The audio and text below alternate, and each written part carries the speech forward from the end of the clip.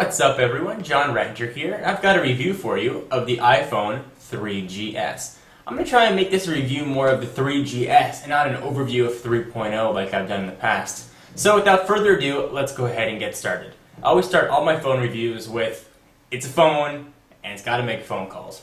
And I will say that call quality on the 3GS does seem to be significantly better than call quality on the 3G. On the 3G, I was regularly having dropped calls. People on the other end could definitely know I was on a cell phone and hear white noise and some sort of sputtering. Not so with the 3GS. It may have something to do with the new radio that's used or just even the upgraded hardware and specs, but call quality is fantastic. I'm also a heavy speakerphone user, and the speakerphone on the 3GS is extremely loud. In fact, where when I was on the 3G I had to turn it up all the way to hear adequately, now I only have to turn it up about half the way. Full volume really is just too loud. So Apple probably quite quietly updated the speaker on the 3GS. So some of the things that I enjoy about the 3GS, at the end I'll give you my impressions about whether or not I think it's worthwhile upgrading if you have a 3G. So voice command, and a lot of these features that I'm going to discuss are features that I know have been around on other phones, and I know that discussing them always causes quite a heated debate in the comments, but since there are new features on the iPhone at least, they certainly merit some sort of discussion. So voice command and voice control is really a fantastic implementation on the iPhone. Not only does it let you do voice dialing, which certainly has been around for a while, but lets you have full control over your iPod and other phone functions, which are quite nice. There have been a lot of times that I just want to say, call Rebecca, and it'll just go ahead and call her, and so I have to take the phone out while I'm driving, unlock it, slide to unlock, hit the phone button, go to favorites, and then hit her name. Really can just take too long to do, and it's quite unsafe while driving. So I'm very happy that now there's voice control. And the fact that you can access it while the phone is locked makes it that much easier, so there's no longer a need to unlock the phone. So I really am a big fan of the voice control. The compass feature, I've got no need for, and I don't think Apple anticipated the lay consumer needing to use the compass. But I think where the interesting thing with that comes into play is how the developers are going to use it. So if you're playing a game and you're moving around, it'll know how you're moving and where you are. And I think that we'll start to see the benefits of the compass down the road, and really we'll start to see it exclusively, I think, in the App Store. I don't have that much of a need to know what my latitude and longitude is. Maybe you guys do if you're going hiking.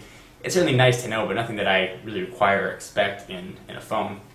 One of the things that I really love about the 3GS, and one of the things that really pushed me over the edge to upgrade, was video. As you guys know, I make a lot of videos, and sometimes it's a pain to have to carry my big camera with me or a tripod. Now, with this, I can record and upload videos directly to YouTube, like I did yesterday with the Roomba demonstration. And the quality, as you guys saw, is actually really strong for a mobile phone at 30 frames per second. I think it really rivals the quality of a standard flip minnow. The audio fidelity also is absolutely fantastic. It's clear, it's crisp, and it's been overall very impressive.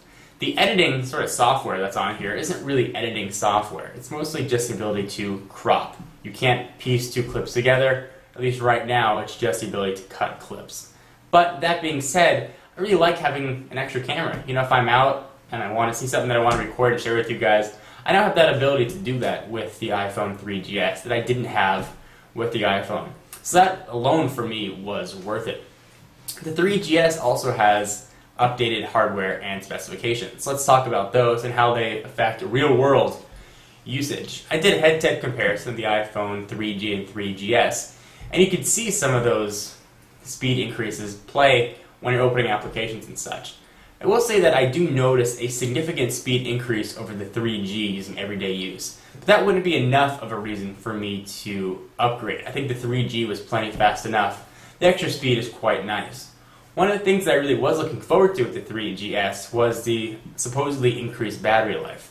They were saying realistically it was getting anywhere from 1.5 to even 2 times as good a battery life. And I gotta say, I have not seen that yet.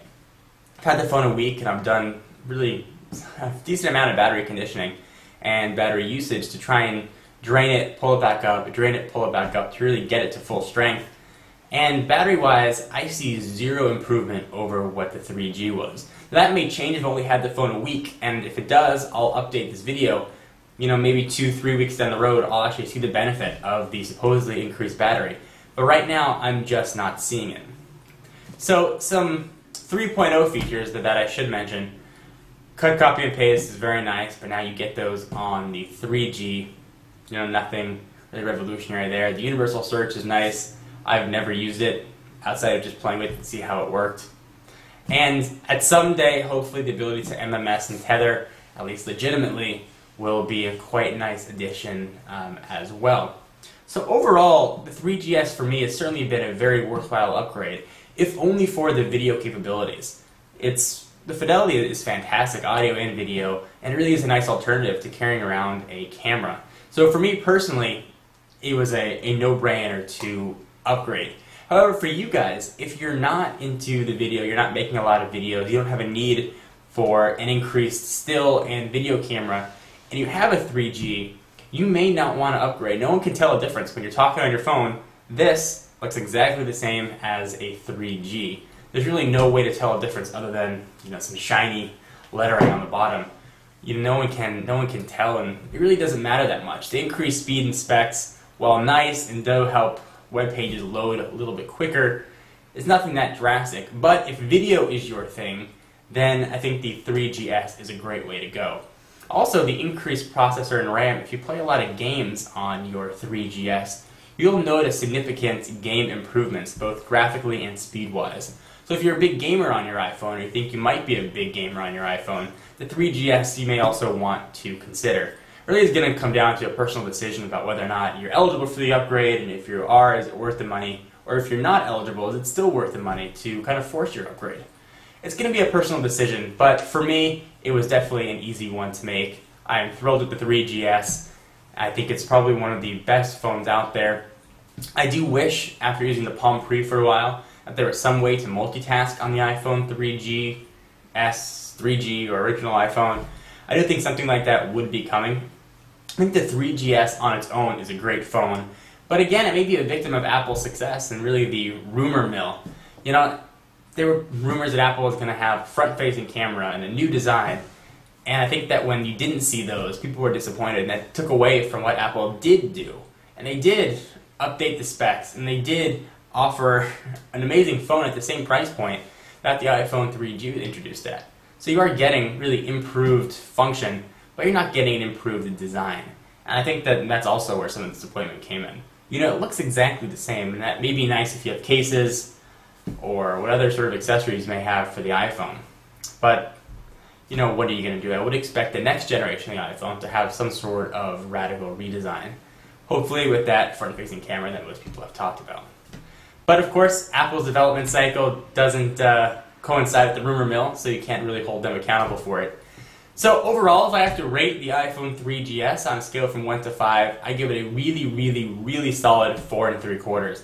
It's a great phone, one of the best I've ever used, and it's why I use it every single day. And you know, I test a lot of phones through here, and there aren't many that I like to keep and use for myself, but the iPhone 3GS and the 3G before it are one of the few that I really hold on to and use on a daily basis. Plus I got white with the 3GS, and kind of dig the white back. And for those of you that are asking, it doesn't show fingerprints, it's not cracking, it looks just as good as the black, just in white. So anyway, hope you enjoyed. For exclusive content, be sure to follow me on Twitter, twitter.com/John4Lakers. And if you want to see the iPhone 3GS doing some head-to-head comparisons with the Palm Pre, the BlackBerry Storm, and the original iPhone 3G, go back and check out some previous videos. I did really some thorough comparisons of each phone. Hope you enjoyed, and I'll see you, or actually you guys will see me, in the next video. Bye.